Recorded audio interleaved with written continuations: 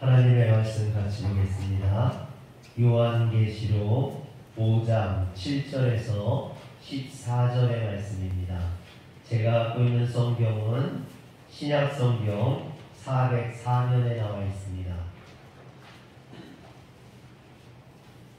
신약성경 404면 요한계시록 5장 7절에서 14절의 말씀을 같이 교독하겠습니다. 그 어린 양이 나와서 보좌에 앉으신 이의 오른손에서 두루마리를 취하시니라. 그 두루마리를 취하시매 내 생물과 24장로들이 그 어린 양 앞에 엎드려 각각 번호와 향이 가득한 금 대접을 가졌으니 이 향은 성도의 기도이라. 그들이 새 노래를 불러 이르되 두루마리를 가지시고 그 인봉을 떼기에 합당하시도다. 일찍이 죽임을 당하사 각 족속과 방언과 백성과 나라 가운데에서 사람들을 피로 사서 하나님께 드리시고 그들로 우리 하나님 앞에서 나와 제사장들을 삼으셨으니 그들이 땅에서 왕으로 세워졌다 하셨다. 내가 또 보고 들음에 보좌와 생물들과 장로들을 둘러선 많은 천사의 음성이 있으니 그 수가 만만이요 천천이라. 큰 음성으로 이르되 죽임을 당하신 어린 양은 능력과 부와 지혜와 힘과 존귀와 영광과 찬송을 가지시기에 합당하도다 하더라. 내가 또 들으니 하늘 위에와 땅 위에와 땅 아래와 바다 위에와 또 그 가운데 모든 피조물들이 이르되 보좌에 앉으신 이와 어린 양에게 찬송과 존귀와 영광과 권능을 세세토록 돌릴지어다 하니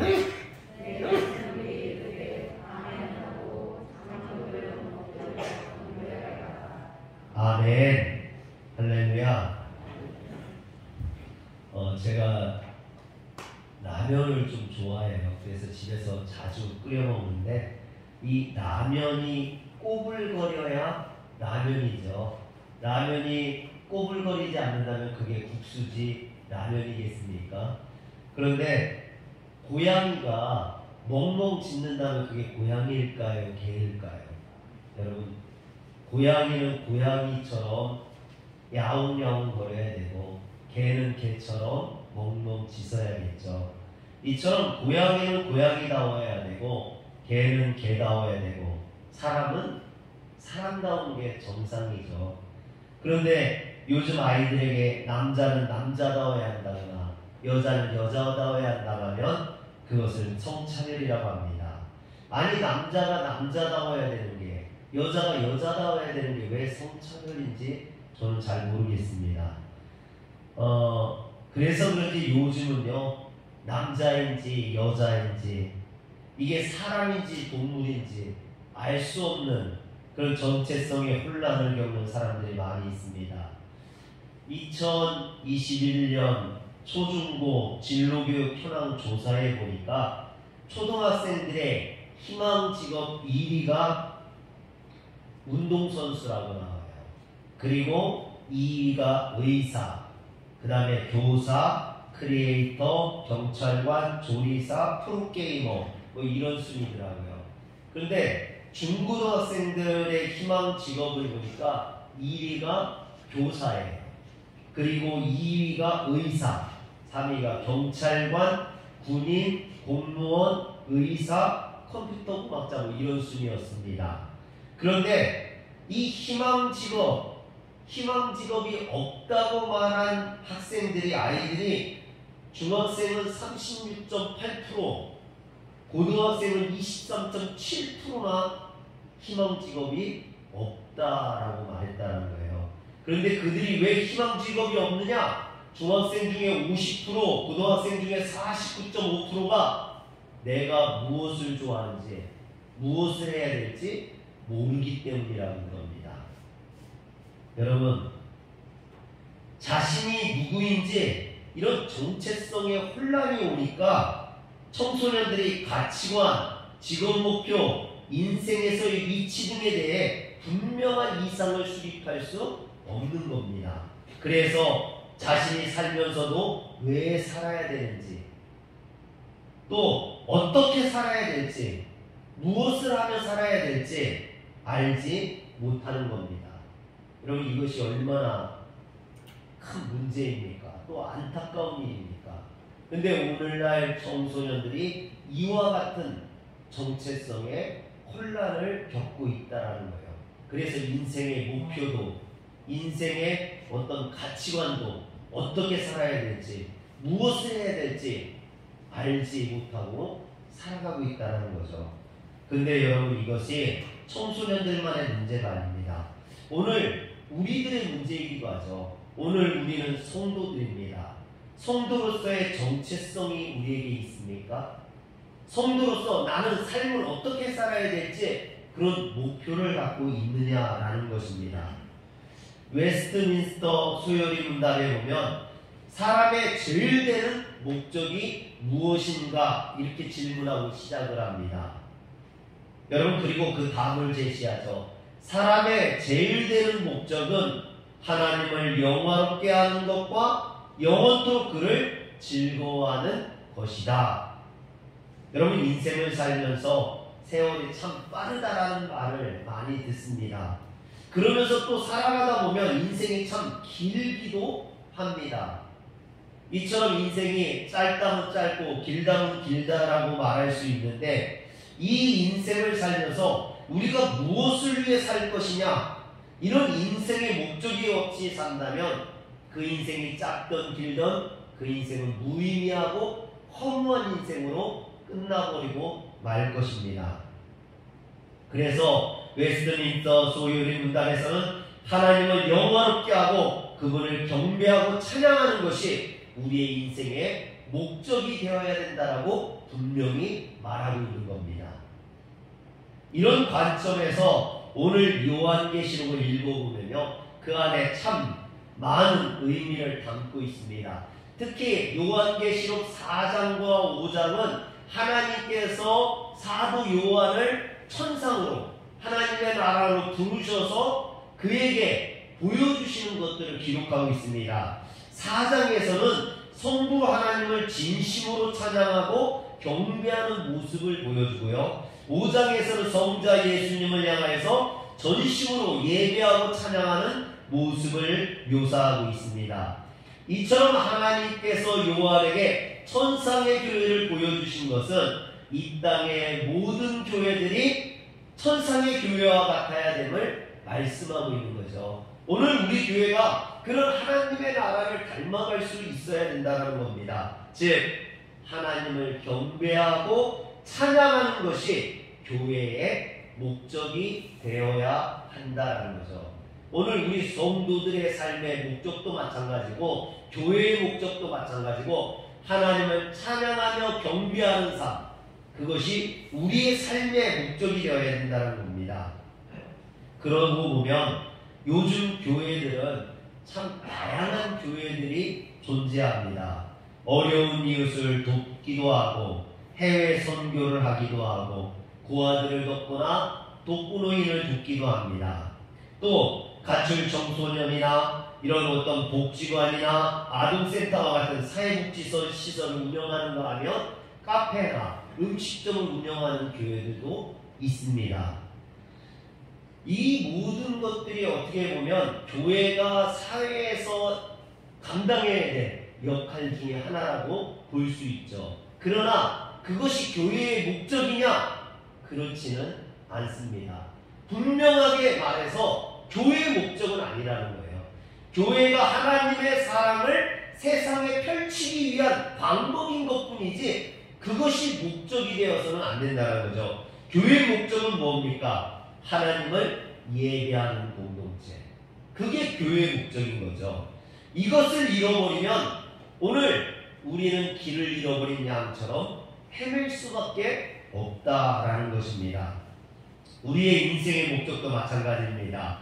우리는 궁극적으로 하나님을 영화롭게 하고 하나님을 찬양하고 예배하기 위해서 지음받은 존재입니다.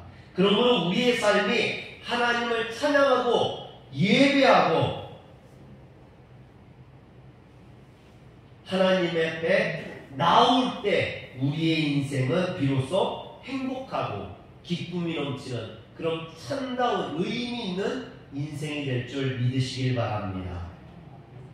사무엘서의 앞쪽에 보면 그 사무엘이 이제 태어나기 이전에 엘리 제사장 시대죠. 엘리 제사장과 한나를 이렇게 비교하면서 성경에서 의도적으로 비교하는 것을 보게 됩니다. 여러분, 그러나 엘리 제사장과 한나는 비교할 수 없는 신분의 차이가 너무나 크게 나는 그런 사람이죠. 엘리 제사장은 왕이었던 시절에, 제사장이 왕과 같은 시절에 제사장으로서 사람들에게 존경을 받고 너무나 귀중한 존귀한 그런 신분이었죠. 그러나 한나는 어떻습니까? 여인으로서, 여인은 사람으로도 취급하지 않는 그런 시대에 여인으로서 아이도 낳지 못하는, 그래서 첨에게조차 발시를 받는 그런 연약한 여인이었습니다. 엘리와 한나는 비교할 수 있는 그런 대상이 아니었다는 거죠. 그런데 이런 비교를 성경이 하고 있다는 겁니다. 뿐만 아니라 엘리 가문과 한나의 가문으로 비교가 이어지죠. 그러면서 이 비교를 보다 보면요, 엘리의 가문은 점점 쇠약해지고 낮아져서 결국 멸망에 이르게 돼요. 처음에는 그 존귀한 높은 자리에 있던 엘리의 가문이 끝에는 망한 것으로 끝나죠. 그런데 한나의 가정은 어떻습니까? 처음에는 미약하고 초라합니다. 아이도 없는, 미래도 없는, 소망도 없는 가정이었습니다. 그러나 그 가정에 소망이 넘치고 기쁨이 넘치고 점점 존귀하게 되고 그 아들 사무엘을 통해서 놀라운 하나님의 영광을 받는 가문이 되게 됩니다. 도대체 무슨 차이가 있을까요? 엘리의 가문과 한나의 가문에 어떤 차이가 있기에 이런 차이의 결론이 나게 되느냐는 거죠. 오늘 성경은 그런 것을 우리에게 이야기합니다. 그래서 사무엘상 2장 17절을 보면 그 이유를 분명히 말하고 있어요. 사무엘상 2장 17절을 보여주세요. 이 소년들의 죄가 여호와 앞에 심히 크면 그들이 여호와의 제사를 멸시함이었더라. 여러분, 하나님의 예배를 멸시하는 자 결코 성공할 수 없다는 겁니다. 엘리가 제사장의 가문이었음에도 그 가문이 멸망할 수밖에 없었던 것은 하나님의 제사를 멸시했기 때문이라는 거죠. 반대로 한나의 가문은 어떻게 그렇게 영광받는 가문으로 성장할 수 있었느냐, 높아질 수 있었느냐, 2장 18절에 그 이유를 이야기합니다. 사무엘은 어렸을 때에 세마포 에봇을 입고 여호와 앞에서 섬겼더라. 여호와 하나님의 제사를 멸시하는 자는 망하지만 여호와 하나님을 전심으로 섬기는 자는 흥하게 된다는 거죠. 엘리 제사장의 두 아들은 하나님께 드리는 예배를 멸시함으로 몰락할 수밖에 없었고, 반면에 사무엘은 어려서부터 하나님을 예배함으로 쓰임받고 축복받는 그런 자녀가 그런 사람이 되었다라는 것입니다. 사랑하는 성도 여러분, 여러분들의 자녀들이, 여러분들의 자손들이 사무엘같이 전심으로 하나님을 섬김으로 흥하는 가정들 되시길 주의 이름으로 축원합니다. 그 분당 우리 교회 이찬수 목사님의 간증을 들어보면요, 그분은 성인 목회 경험이 없이 학생들, 청소년들만을 담당했다가 개척을 하게 됩니다. 그것도 건물도 없이 학교에 강당을 빌려서 개척을 하게 되죠. 그러다 보니까 초창기에 많은 어려움들이 있었는데, 특별히 사람들이 이찬수 목사는 애들만 상대해서 설교에 깊이가 없다라는 그런 말을 많이 들었다고 합니다. 그래서 이것이 너무나 고민이 됐던 이찬수 목사님께서 그래서 하나님 앞에 더욱 매달리게 되고, 어떤 정치적이나 또는 대외적인 활동보다는 설교를 준비하고 예배를 준비하고 이거에만 전념했다고 그럽니다. 그런데 그것이 지나고 보니까 오히려 은혜의 통로가 됐고 교회의 부흥의 원동력이 되었다라고 말하죠. 만약 그가 똑똑하고 또 목회 경험이 많아서 아는 것이 많았다면 하나님을 의지하지 않고 자신의 힘으로 했더라면 아마 자신은 실패하는 목회자가 되었을 거라고 고백을 하는 걸 들었습니다. 그러면서 이찬수 목사님이 뭐라 하냐면 우리가 하나님 앞에 정말 참된 예배자로 마음을 다할 때 다해 하나님을 예배하고 온전히 예배할 때 하나님은 그것을 가장 기뻐하시며 그런 사람들을 축복해 주신다라고 말하는 걸 들었습니다. 사랑하는 성도 여러분, 예배입니다. 예배가 우리가 살 길이고 이 예배를 전심으로 드리는 사람들이 하나님 앞에 축복받는 사람인 줄 믿으시길 바랍니다. 그런데 우리가 이런 진정한 예배를 드리기 위해서는 어떻게 해야 될까요? 우리가 이런 예배를 드리기 위해서 회복해야 될 것들이 세 가지가 있습니다. 첫 번째는 우리가 올바른 예배자가 되기 위해서는 하나님의 자녀로서의 정체성을 회복해야 됩니다.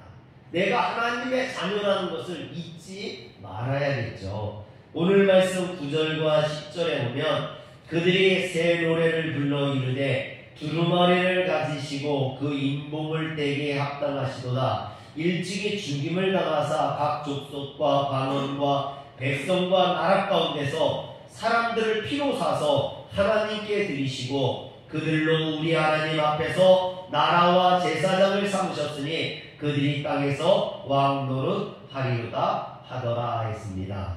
여러분, 여기 보면 구원받은 하나님의 백성들이 무엇을 노래하고 있냐면 바로 십자가의 구속의 사역을 노래하고 있습니다. 9절과 10절에 나오는 것이 예수 그리스도의 십자가 사역을 의미하거든요. 예수님의 십자가를 통해서 우리가 구원받았음을 이야기하고 있거든요.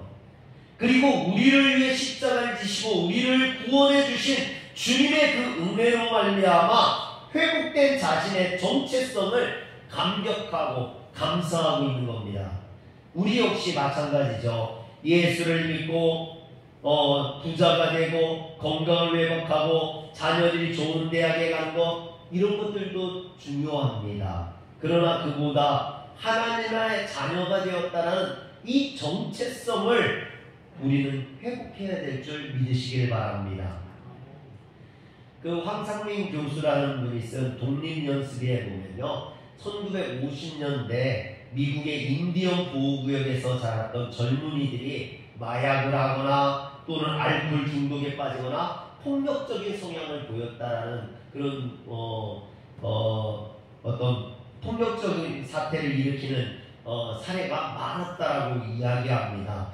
그래서 그 미국에서 이제 그 원인을 조사하기 위해서 굉장히 유명했던 미국의 심리학자 에리슨을 그곳에 보내게 됩니다. 그래서 이 심리학자 에리슨이 가가지고 그 원주민 보호구역에 있는 청소년들을 이제 상담하고 그들의 삶을 이렇게 관찰하게 되죠. 그러면서 중대한 원인을 발견하게 됩니다. 그 원인이 뭐냐면 이 인디언 보호구역에 있던 인디언들이 학교를 가게 되는데 그 학교의 교사들이 다 백인이었어요.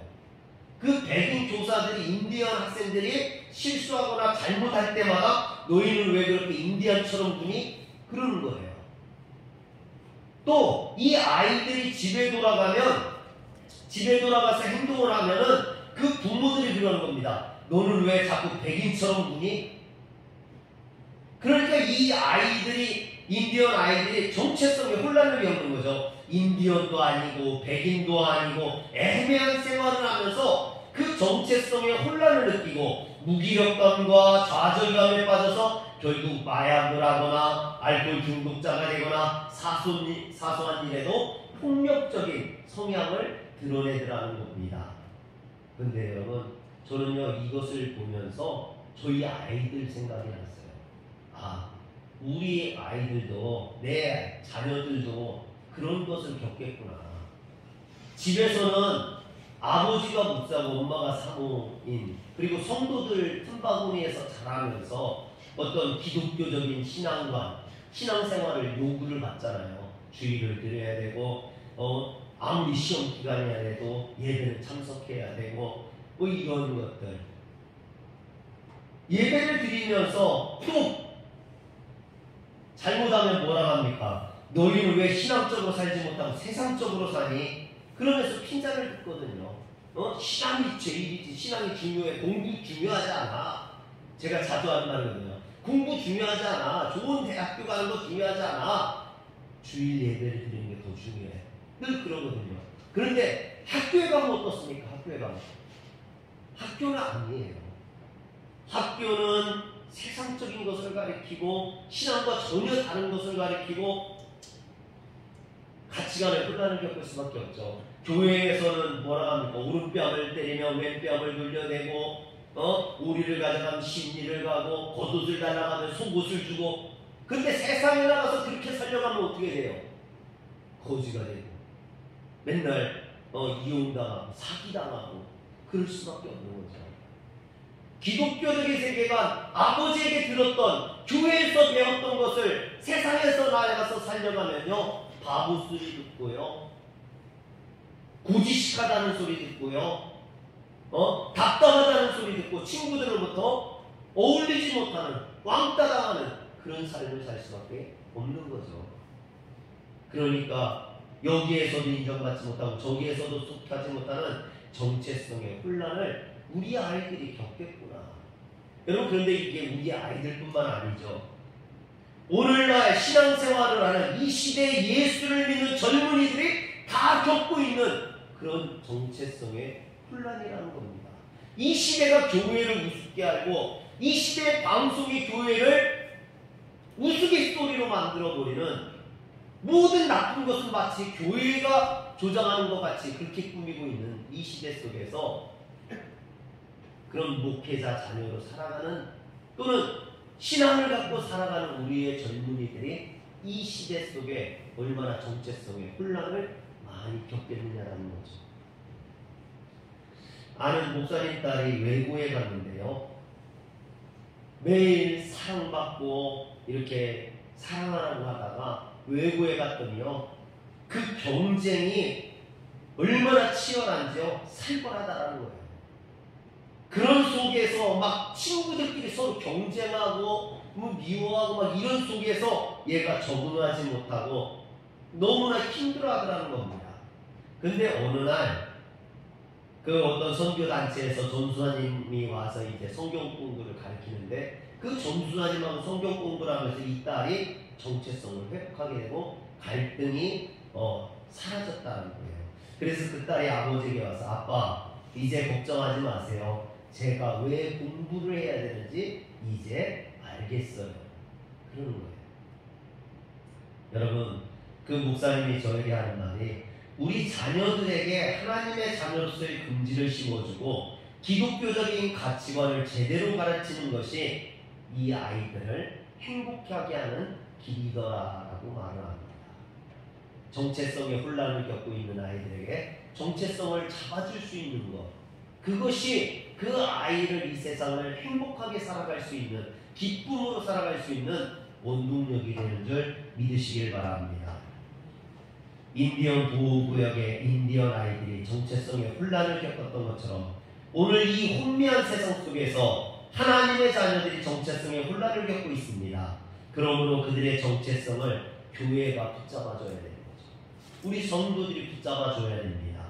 그렇지 않다면 그들은 이 혼란한 세상 속에 정체성의 혼란을 겪으면서 꿈도 없이 비전도 없이 길을 잃은 양처럼 그렇게 살아갈 수밖에 없다라는 거죠.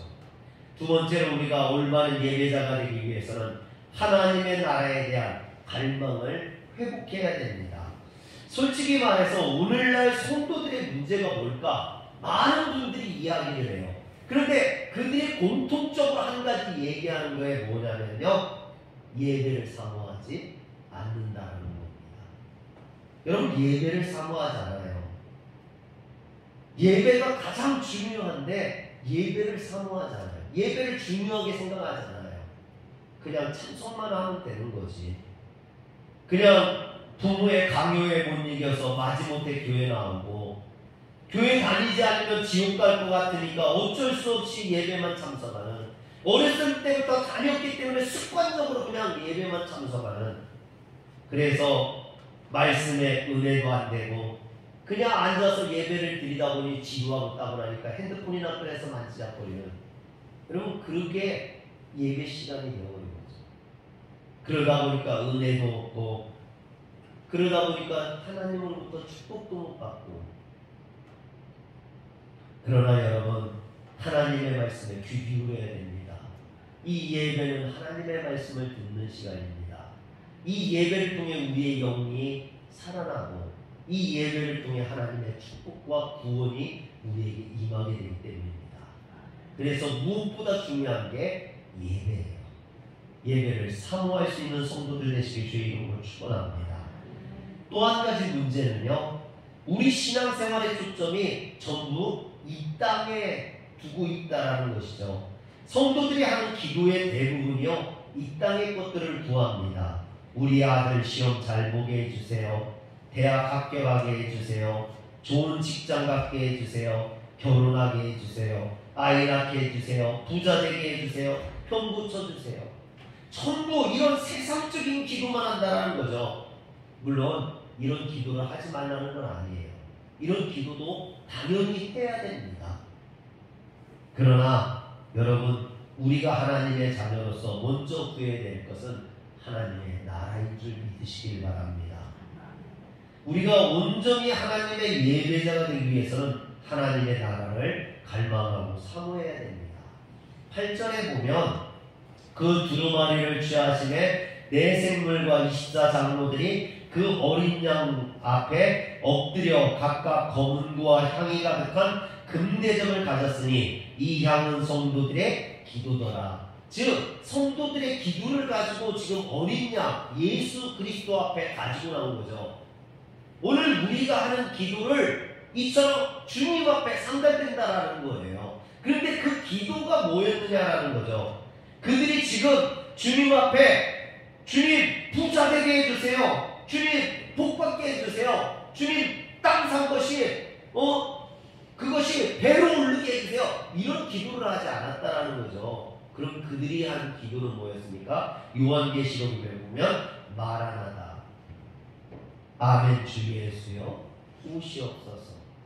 고난받고 환난받는 성도들이 하나님의 나라를 사모하면서 그 고난을 이겨내기 위해서 주님 우리를 도와달라고, 우리를 지켜달라고 간구하는 기도 아닙니까? 이처럼 그들은 주님을 갈망했습니다. 그리고 그 주님의 속히 이 땅에 재림하심으로 말미암아 이루게 되실 하나님의 나라에 대한 소망을 가지고 하나님 앞에 기도했죠. 사랑하는 성도 여러분, 오늘 우리들도 이런 기도를 해야 됩니다. 여러분 분명 이 예배당에 들어와서 기도했을 거예요. 누구든지 성전에 들어오면 기도하니까 여러분 무슨 기도를 했습니까? 하나님 나라를 소망하는 기도를 드렸습니까? 아니면 세상적인 구하는 것을 구하는 기도를 드렸습니까? 세상적인 것도 반드시 구해야 되지만 먼저 하나님 나라를 구할 수 있는 성도들 되시길 주의 이름으로 축원합니다. 그래서 영적으로 성숙해진다는 것은요, 시야가 넓어지는 것을 의미합니다. 이 땅에 초점을 맞추고 이 땅의 것들만 바라보던 우리의 시야가 좀 눈을 들어서 하나님 나라를 바라볼 수 있는 그런 성도들 되시길 주의 이름으로 축원합니다. 여러분, 우리의 시야가 넓어져서 하나님 나라를 바라보고 그것을 꿈꾸고 그것을 갈망하고 그 나라를 향해 우리의 마음을 쏟게 되는 것, 그것이 바로 오늘 하나님께서 사도 요한을 하나님의 나라 천상으로 부르셔서 보여주시는 것입니다. 그래서 요한계시록 4장 1절에 보면 이렇게 되어 있죠. 2일 후에 내가 보니 하늘에 열린 문이 있는데 내가 들은 바 처음에 내게 말하던 나팔소리 같은 그 음성이 이르되 이리로 올라오라. 이후에 마땅히 일어날 일들을 내가 내게 보이리라 하시니라 그랬습니다. 하나님께서 요한을 이리로 올라오라 하신 것은, 천상으로 부르신 것은 이후에 마땅히 일어날 일들에 대해서 그것을 보여주시고 우리에게 알게 하심으로 우리에게 그 나라를 소망하게 하기 위함이다라는 것입니다. 그런데 저는 이 말씀을 읽다가 사실 제 자신이 좀 부끄러워졌어요. 왜냐하면 저도 목회를 하면서 하나님 나라를 소망하고 그 나라를 사모하기보다는 늘 목회하면서 어려웠던 거, 힘들었던 것을 하나님 앞에 불평하고 원망하고 그런 것들을 구했던 적이 너무나 많이 있거든요. 여러분, 하나님이 그렇게 저에게 보이시고자 했던 것들은 보지 못하고 눈앞의 현실만 보며 좌절했던 제 자신이 정말 부끄럽기도 하고, 정말 내가 신앙적으로 철이를 좀 들들었구나 그런 생각도 했습니다. 그런데 이런 모습들이요, 저만의 모습이 아니라 출애굽기에 보면 이스라엘 백성들의 모습이 꼭 저의 모습과 똑같더라고요. 그들도 하나님이 보여주시는 적과 꿀이 흐르는 가나안 땅을 바라보지 못하고 늘 그 광야 가운데 힘들고 어려운 것들만 하나님 앞에 원망하고 모세에게 불평하지 않습니까? 먹을 것이 없다, 마실 물이 없다, 춥다, 덥다, 맨날 힘들고 어렵다. 여러분, 오늘 우리들의 입술이 그러지 않아요. 아유, 뭐해서 죽겠네, 아유, 더워 죽겠네, 아유, 추워 죽겠네, 아유, 힘들어 죽겠네. 제가요, 언젠가 계속 죽겠다 그랬더니 집사람이 목사가 말에 씨를 먹고 사는데 그래서 되겠느냐고. 그래서 제가 그 다음부터는 말을 바꿨어요. 아우, 더워서 쓰러지겠네. 그랬더니 죽겠다나 쓰러지겠다나 뭐가 다르냐고. 여러분, 우리의 입술이 자꾸만 그러는 이유가 뭡니까? 하나님 나라를 바라보지 못하기 때문에 그렇죠. 이 세상 것들만 자꾸 바라보니까 우리의 입술 속에 죽겠다, 쓰러지겠다 이런 말들만 나오죠. 여러분, 눈을 들어 주님을 바라보시길 바랍니다. 오늘 하나님의 은혜가 여러분들에게 임하셔서 땅의 것들만 보고 절망하는 인생이 아니라 멀리 눈을 들어 하나님 나라를 바라보고 소망할 수 있는 성도들 되시길 바랍니다. 마지막으로 우리가 올바른 예배자로 살아가기 위해서는요, 하나님의 자녀가 된 그 기쁨을 회복할 수 있어야만 합니다. 우리가 신앙생활하면서 이 땅에 사는 동안 기쁨을 누려야 돼요. 하나님의 자녀로서의 기쁨을 누려야 됩니다. 저는요, 간절한 소망이 있어요. 저에게 소망은 우리 성도님들이 행복한 거예요. 우리 성도님들이 기뻐하는 거예요. 여러분, 교회에 나오면서 여러분 신앙생활하면서 행복해야 돼요. 여러분, 교회 오는 게 기쁘고 목사님 오는 게 기쁘고 신앙생활하는 게 즐겁고 행복할 수 있어야 됩니다.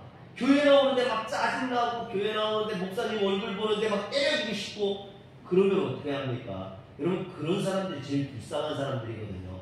그렇지 않겠습니까? 부부끼리도 아침에 일어나서 남편 얼굴 보고 막 때려주고 싶으면 그거 어떻게 삽니까? 힘들어서. 여러분, 신앙생활하면서 기뻐하시길 주의 이름으로 축원합니다. 근데 그 기쁨이 세상의 기쁨이 아니라는 거예요. 세상적인 기쁨이 아니라는 거죠. 누가복음 10장에 보면 예수님께서 70인을 세우셔요. 그리고 2명씩 따로 세워서 내보내셔요. 그들에게 이제 전도하기 위해서 보내신 거죠. 근데 그들이 나가서 예수의 이름으로 막 하니까 귀신들이 쫓겨나고 병자들이 일어나고 막 이러는 겁니다. 여러분, 얼마나 신나겠어요. 예수의 이름으로 말하니까 막 병자가 일어나고 귀신이 쫓겨가니까. 그래서 그들이 돌아와서 하는 도구를 들어보니까 누가복음 10장 17절에 보니까 이렇게 돼 있어요. 70인이 기뻐하며 돌아와 이르되 주여 주의 이름으로 귀신들도 우리에게 항복하더이다. 너무 신난 거죠. 기분 좋은 거죠. 하는 일마다 막 잘 되니까 이게 너무나 즐거운 거예요. 그런데 주님께서 뭐라 합니까? 그들에게 누가복음 10장 20절에 보니까 귀신들이 너희에게 항복하는 것으로 기뻐하지 말고 너희 이름이 하늘에 기록된 것으로 기뻐하라 합니다. 여러분, 우리가 기쁨을 누리는 것도 중요합니다. 그러나 그 기쁨이 땅에 있는 어떤 현상이나 물질 때문이 아니라 구원받은 하나님의 자녀로서의 그 존재의 기쁨이 되시길 주의 이름으로 축원합니다. 작년에 저희 사야 친구가 저희 집에 와서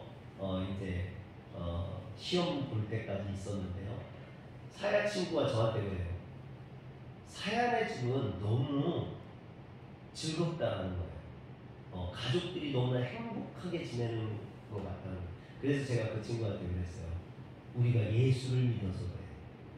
예수 믿는 가정은 이렇게 행복한 거죠. 할렐루야. 주님이 다스리시는, 주님이 함께. 사실 우리 가정이 뭐 남들에게 자랑할 만한 뭘 가지고 있는 가정은 아니거든요. 무슨 그렇게 뭐 보여줄 만한 그런 가정도 아닙니다. 그러나 예수 믿는 가정에는 예수님이 주인이 되시기 때문에 기쁨이 넘치는 줄 믿으시길 바랍니다. 오늘 말씀 요한계시록 5장 9절에 보면요, 그들이 새 노래를 불러 이르되 그랬어요. 기쁨의 노래를 불렀다라는 거죠. 그런데 그 기쁨이 어디에서 시작된 거냐? 요한계시록 14장 3절에도 보면 들의 보좌 앞과 내 생물과 장로들 앞에서 새 노래를 부르니 땅에서 속량함을 받은 14만 4천 밖에는 능히 이 노래를 배울 자가 없더라. 즉 이 노래는 구원받은 자가 부르는 노래라는 거예요. 이 노래는 하나님의 구원을 입은 자들이 기뻐하며 부르는 노래라는 겁니다. 사랑하는 성도 여러분, 여러분들에게 이 구원받은 자들의 기쁨이, 구원받은 자들의 노래가 여러분들에게 가득하기를 주의 이름으로 축원합니다. 그들이 부른 새 노래는 나 같은 죄인을 구원해 주시려고 십자가를 지신 그 주님의 은혜에 감사해서 부르는 노래입니다. 또 그 노래는요, 구원받은 것이 기뻐서 부르는 노래일 뿐만 아니라 그 주님을 보내주신 하나님의 사랑이 감사해서 부르는 노래이기도 하죠. 제가 가끔 하나님 앞에 이런 기도를 합니다.